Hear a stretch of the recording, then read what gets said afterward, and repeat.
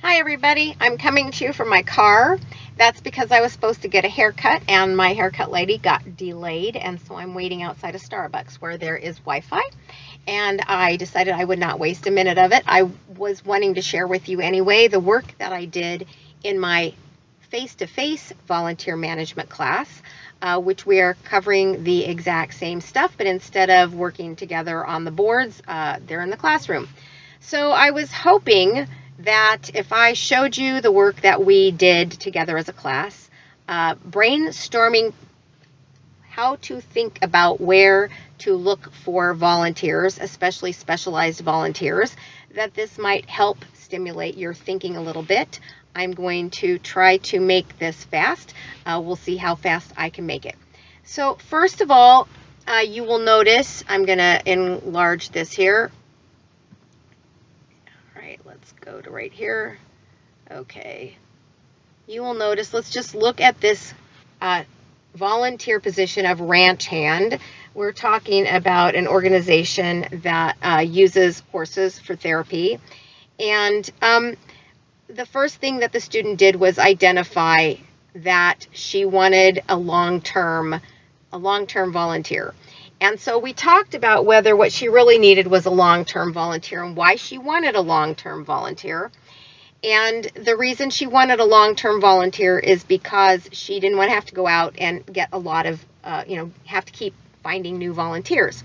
But we did talk about the fact that considering these are volunteer positions, it might be good for her to have several ranch hands that were willing to come in sometimes so that she knew she was always covered. And she agreed that that would be probably better. So she could find a long-term if she can find one, but in her case, I think she realized that a short-term volunteer, if you had multiples of them who would do it once in a while, would also be great.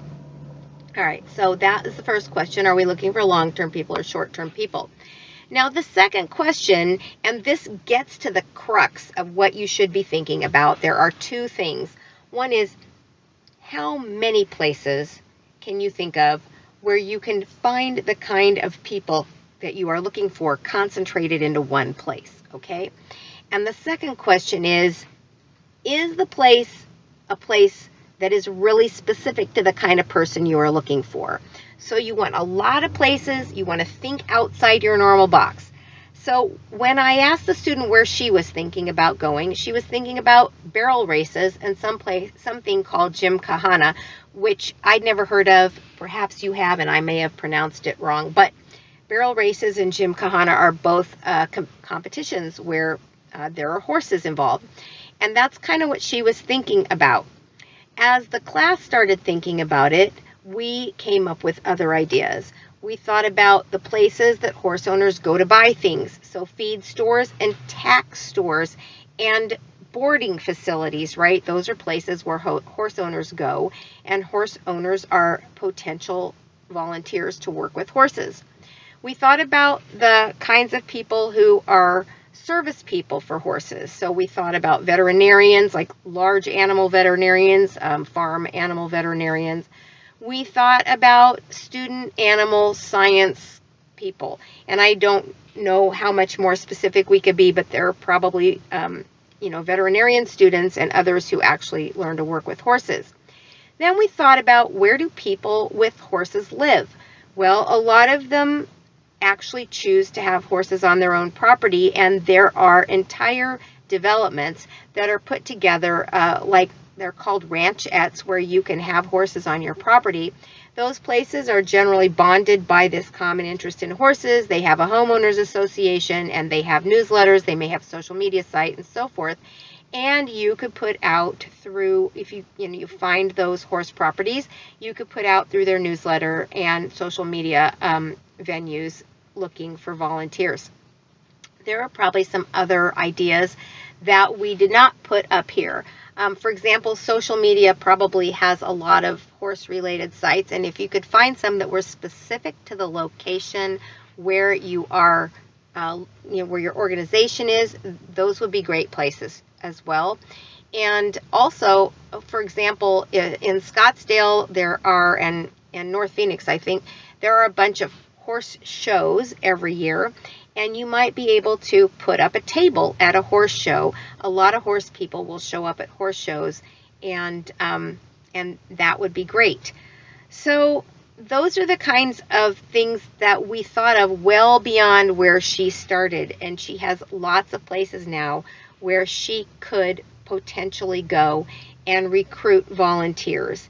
And I don't know, it may turn out that after trying all these places for 2 or 3 years, she narrows it down to 3 or 4 out of, the several of them that turn over the most volunteers and would be the most efficient use of her time. Okay, so again, I'm not going to go over all of these. I will actually make the board smaller so you can look at it and see what kinds of ideas, in case any of these people are, any of these roles are like the ones that you are thinking about. But what I wanted to point out is that 2 things. Again, I'm going to just reiterate. 1, think up more places, but make sure all of the places are very narrowly tailored to where you will definitely find the kind of person that you are looking for. All right, let me see if I can make this something slightly smaller so that you can take your time and take a look at it. I'm not doing a very good job, am I, here? Okay. And I think you can probably make this whole thing. Let's see if this, I don't know if this helps or not, but no, it doesn't. Sorry. All right, now let's see if I can make this thing bigger. I don't know if me making this bigger makes it easier for you to see or harder, but oops.